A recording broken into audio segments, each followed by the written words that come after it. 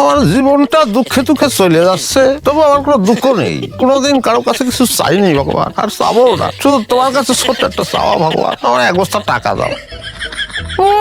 দেবে না, ভগবানের কাছে টাকা না চাইয়ে ভগবান যে হাত পা দিছে না সেগুলোকে কাজে লাগা। কাজেই তো লাগাচ্ছি, সারাদিন যে ভিক্ষে করে বেড়াই সেটা কি কাজ না?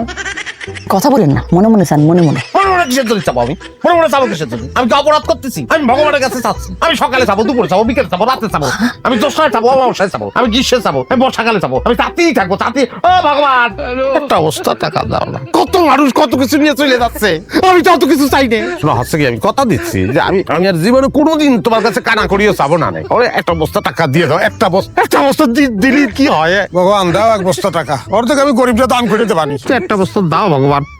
ট্যাঙের পরে কি বললো রে?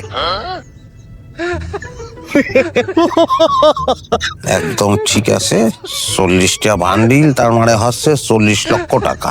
ভগবান, এত টাকা! একটা নোট একটু ছেঁড়া আছে, অসুবিধা নেই, ছেঁড়া থাক আর ফাটা থাক, আমারই তো, সব তো আমারই। অর্ধেক আমি গরিবটা দান করে দেবানি, অর্ধেক আমি গরিবটা দান করে দেবানি। 20 লাখ দিয়ে দিলি পরে আমার থাকতেছে 20 আমি দেবো না। আমি 20 দেবো না। 20 কিসের জন্য দেবো?